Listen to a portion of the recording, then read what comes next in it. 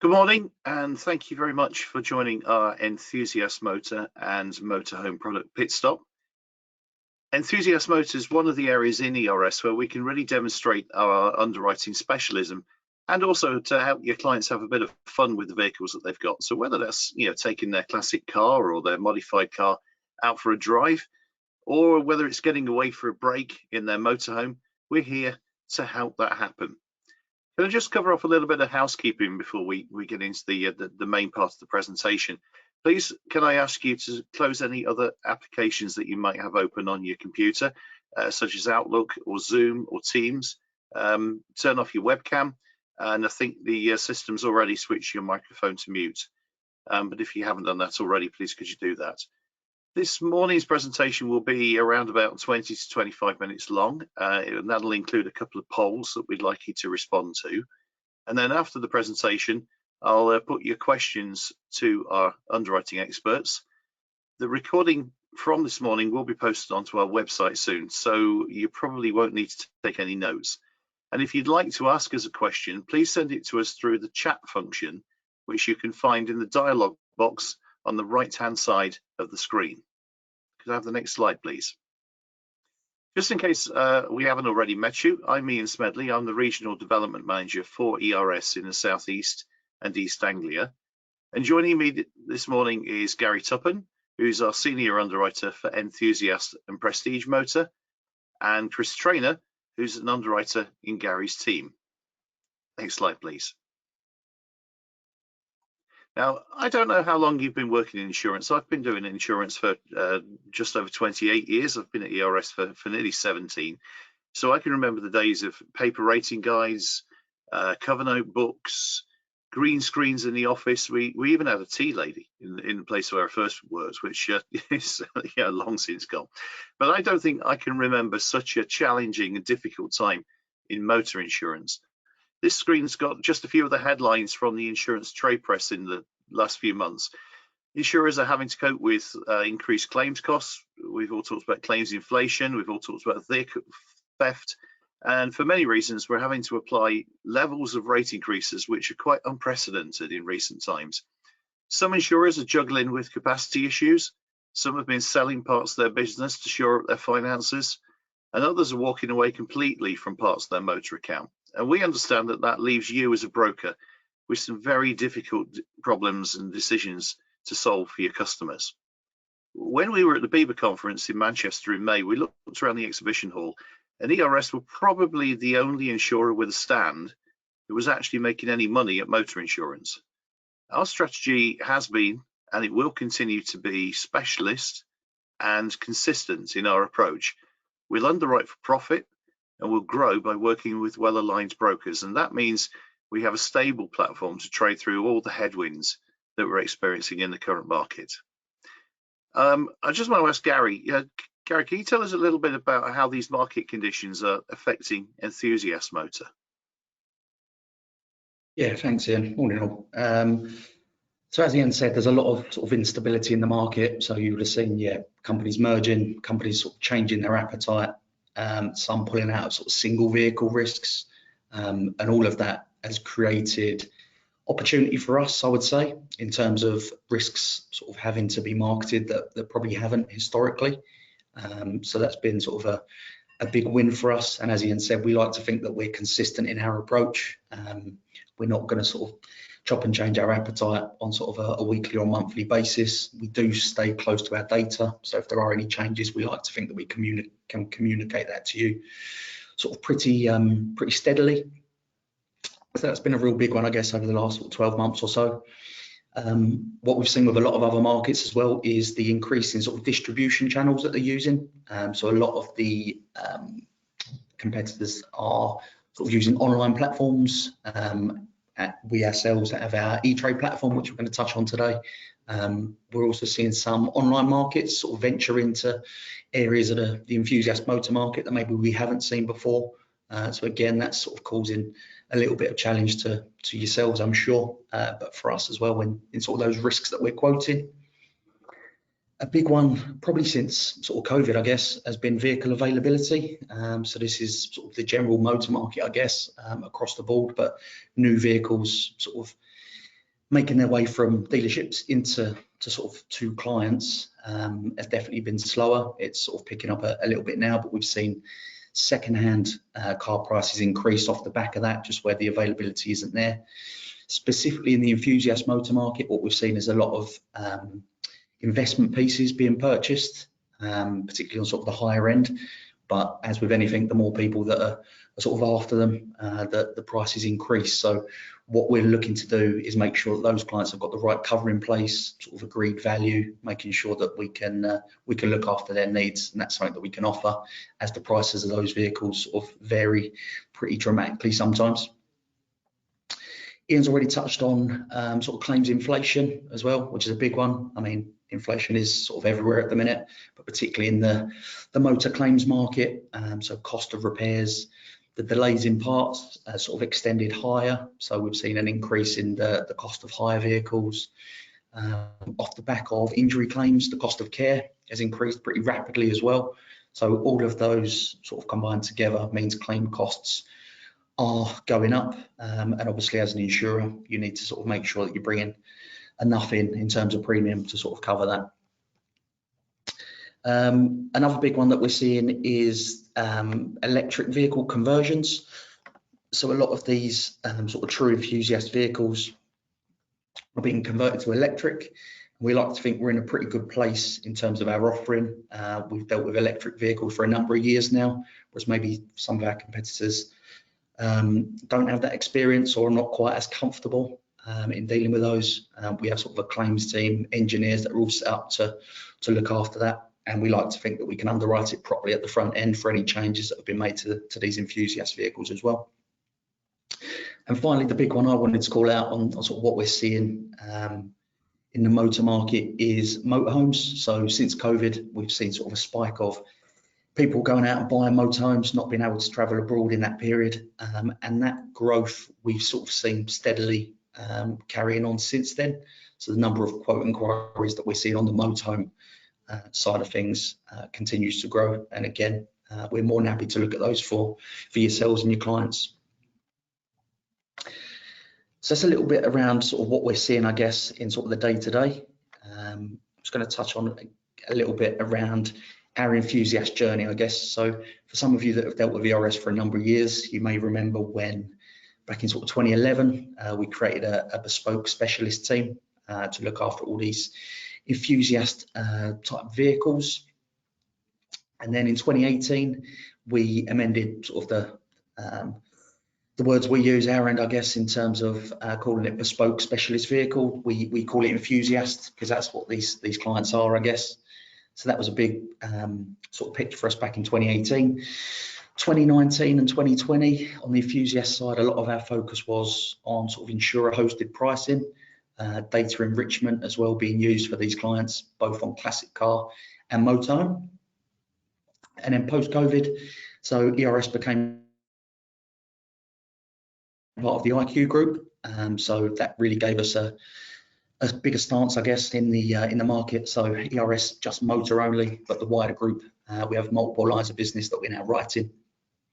And in 2021, we had a bit of a restructure in our underwriting department, and that's when sort of myself and Chris, I guess, become more and more involved in the enthusiast products that we're now writing.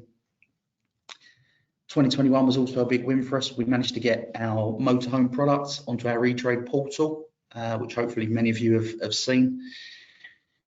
2021 also was a big one for fair pricing. I think it's fair to say that we was in a relatively decent place compared to some of our competitors there, so we didn't feel too much pain there. And in the last year or so, a lot of our focus in the background has been on our sort of internal rating platform that we use, Data IQ, which has been a real big win for us in terms of being able to keep close to the data and sort of where we need to be in terms of bringing enough premium in, but also winning those risks that we want to win. And this year, our big focus has been on E-Trade. So we've now got a number of our enthusiast products onto our E-Trade portal, either quote and buy or sort of speedier turnaround times once you input quotes on E-Trade via that versus sort of manual submissions. But Chris is going to touch on that a little bit more as well. So that's our enthusiast journey, I guess, today. I'm going to pass over to Chris just to go into a bit more detail around our enthusiast appetite. Thanks, Gary, and thanks for joining us all. So currently we are rated excellent on Trustpilot. Our products are tailored to all of your clients' needs. So we apply things such as agreed value, cherished vehicle, plate cover, and everything is above par to ensure that your client is comfortable and everything is in place in terms of what they need. We do have an expert enthusiast team, which goes back a number of years. We've got a team currently around 12 underwriters across Enthusiast and Prestige, and we all support each other through each product. We do a majority of our trading online via ERS trade. So as Gary touched upon, we've moved all of our products under Enthusiast and Motorhome onto the e-trade portal. And we also include breakdown cover for anything that is over 20 years old automatically. You could have the next slide, please. So I'm going to talk you a little bit our offering in terms of product level. So if you look at the bar across the bottom of the screen there, you'll see two schemes. You've got one for Enthusiast and another for Motorhome. So the Enthusiast will cover 4 different products all under one scheme, which can be found on eTrade under Enthusiast, and then Motorhome will be under a separate scheme. I'm going to talk to you a little bit about each product, what we include, what we're after, and hopefully this will make sense.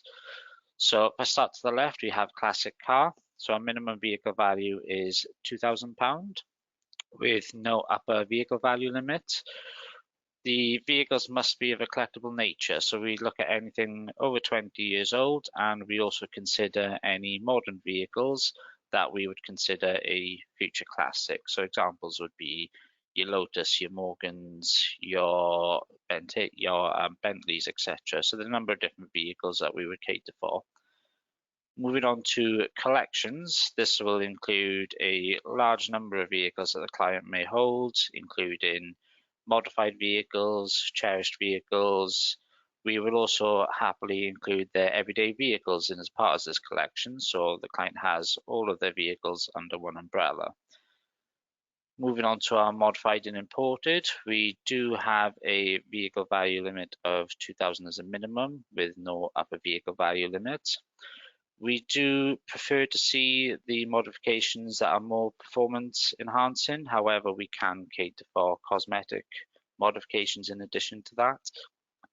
If we see a risk where it's primarily made up of cosmetic modifications, we do like to make sure that the vehicle is a little bit different. You know, it's something that has to stand out from the crowd. So you're talking full body kit, spoiler, etc. We would cater for that. And then moving on to our kit and replica cars. So these are your vehicles that can be factory built. They can also be built by the client themselves. We have another limit on this of 2,000 with no upper value. This can also include electric vehicle conversions. Finally, then, under the motorhome scheme, so we have a vehicle limit of 3,000 as our minimum with no upper value limit. We do cater for all different varieties of motorhomes. So this can include your coach-built motorhomes, your American RVs, your lorry conversions, your self-conversions. We would cover all of that. The only requirement is that the vehicle is registered on the V5 as a minimum as a van with side windows or motor caravan. And that's our total offering across the board. Just check that you're still with us. I'm just going to ask a quick couple of questions if you'd like to answer. So first one, who are your go-to insurers for these types of risks? And please select all that apply.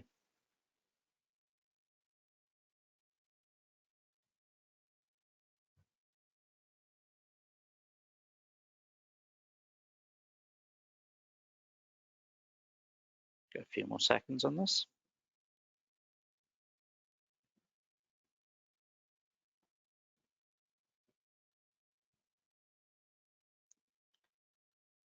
Okay, that's kind of what we expected.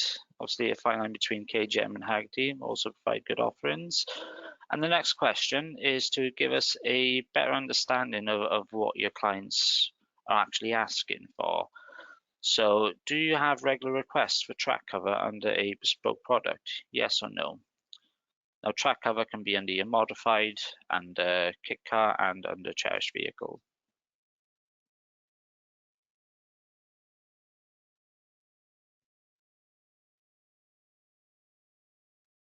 Have a few more seconds on this.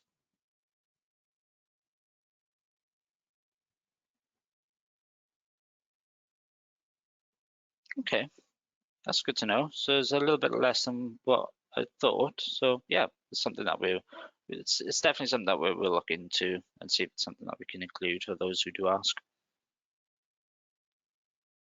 Thank you for your time, guys. I'm going to pass you back to Ian now just to talk a little bit over breakdown. Oh, apologies. I've got one more slide. So I'm just going to talk into different ways of trading with ERS. So we have two viable options. We've got e-trade and manual. So if I look at classic car, so we can provide instant quotes via the e-trade portal. Then modified and imported, same through the Enthusiast scheme. This provides more of a faster access to us as a team. Quotes will refer into ERS, we will provide the terms, and you're able then to take that up by the portal. Same can be said for kit and replica car, and motorhome is probably one of our more advanced products on there that is available for instant quotes on the portal. Then we look into manual quotation. This will be for your more complex risk, something that needs a little bit more bread and butter to it. So when I say complex, we're talking around your high value vehicles, your high value collections, large collections, something that we just probably need a little bit more insight, or something that you may feel is more relevant that we need to know to the risk, and you can include that in your email and we will happily load that on your behalf. And then same can be said for motorhome, where we will look at manual quotations for anything valued over 50,000 and more, and policies under a company name. So as I said earlier, we have a team of 12 underwriters, but primarily in the enthusiast area, there'll be myself, Chris Trainer, and my colleague Shannon Holland, who will pick up any queries that you have for us. In addition to that, then we have a number of cases that we will run through on the software house if you have access. That'll be available on SSP, OGI, and CDL for both classic and motorhome. Now I'm going to pass you on to Ian. Thank you very much. Seconds are unlucky. Thanks very much, Chris.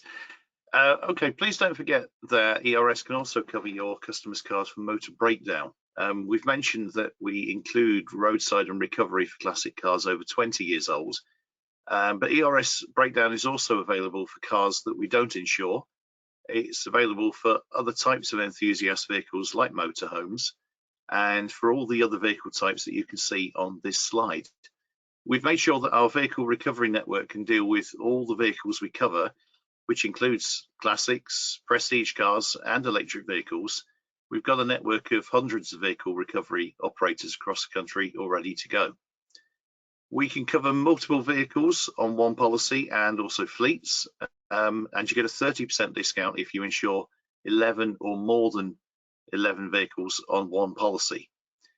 This product's available on our e-trade system, so you can quote, you can buy, you can manage, you can renew motor breakdown policies and get your customers on cover at any time of the day.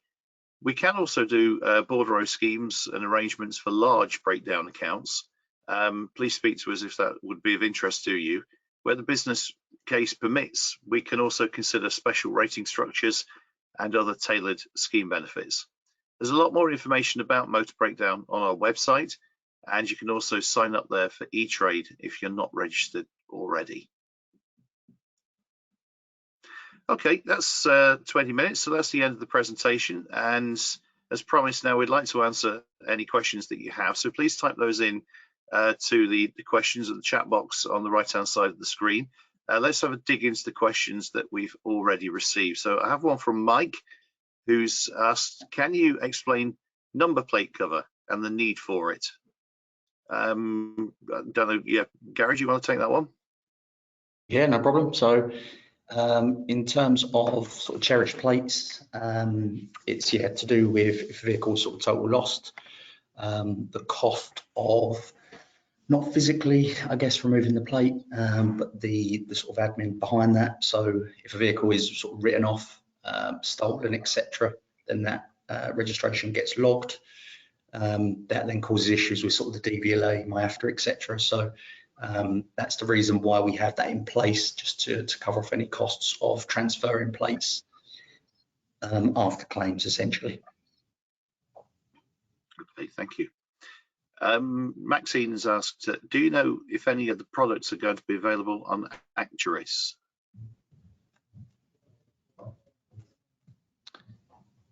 I can take that one. Yes, please, yeah. So not at this stage. It's something that we're looking at. It's something that's being discussed internally.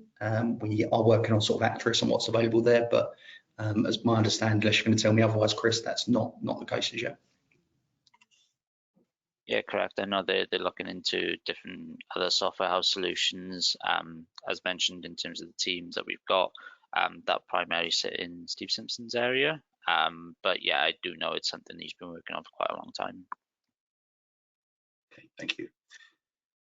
Chris, let's let you have a go at this one. Does a motorhome have to be kept at the home address? And what if a motorhome's on a seasonal pitch?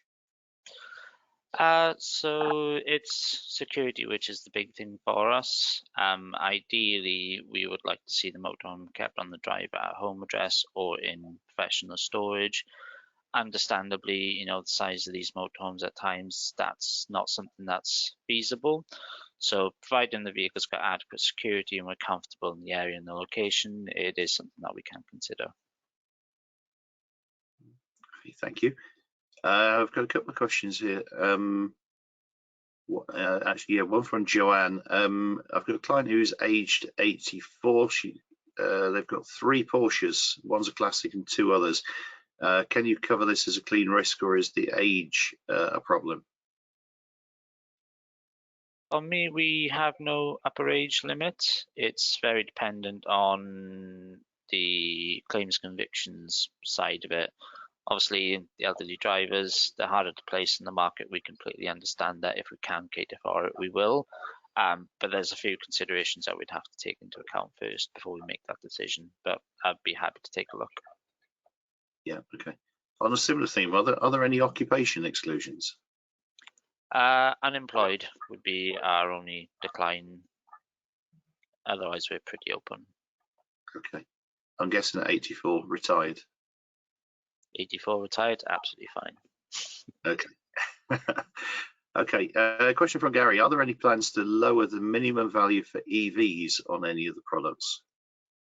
Gary.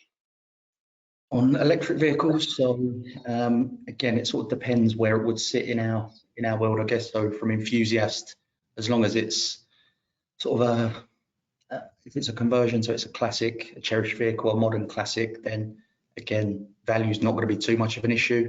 If it's a newer vehicle, then we can look at them if they're part of a collection. If they are sort of a standalone, then we have sort of our prestige offering, which looks at vehicles over 75,000 plus. And then if it's sort of a below the 75,000 mark, we do have our sort of standard private car, which is looked after sort of our retail guys, and they're expanding their footprint to sort of cover more and more of these sort of electric vehicles in that space. So that will all be on sort of software houses at this point. But yeah, we're always looking at where we can expand our footprints to make sure that if we're not covering it here in sort of Enthusiast and Prestige, is there a way we can cover it sort of somewhere else in the business? That's the stuff that we have regularly, particularly around electric vehicles, which are a big talking point at the minute. And as I said, we're sort of quite comfortable with the majority of them. So I'd like to think, yeah, there'll be a home somewhere for the majority of risks. Okay, thank you. Got a question from James about motorhome. He says we've got a lot of clients who rent out their motorhome. Would misfueling or liquids added to the incorrect tank be covered under the policy? I'm not entirely sure. I believe there's something in the policy wording just in relation to, I mean, that would come under an AD claim, I believe. As far as I'm allowed to believe, it would be covered, but I would have to just double check and be sure. If you could leave that with me, and I'll come back to you on that one. Great, thank you. Can a collection include more than one everyday vehicle?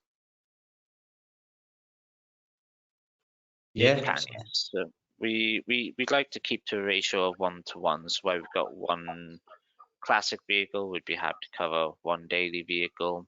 If in a scenario where we're presented with one classic and two daily vehicles, we may very well come back and say, look, we're not keen on covering the two vehicles due to the ratio, and we don't really want to be inflated with daily vehicles, as that can have an impact on our claims and losses. So we may very well come back and say, look, we're happy to cover the classic in isolation, and we'll take it from there. Okay, thank you.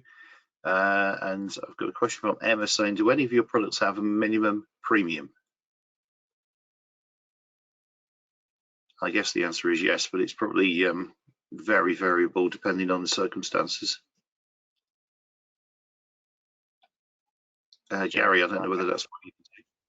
Yeah, so in terms of minimum premium, yeah, I mean, we don't as such, in terms of that we would sort of, I guess, put out there as we won't look at, but in terms of our rating structure that we have behind these products, particularly on sort of your true classics where they've been owned for years, claim conviction free, kept garage minimum sort of mileage, then there probably will be a point where we just can't make that work, but it's going to be sort of lower than a £100, £70 plus IPT. So we're talking very the very sort of bottom end. So no, in terms of the rest of the products, there wouldn't be anything that we would look at and sort of say that's not for us.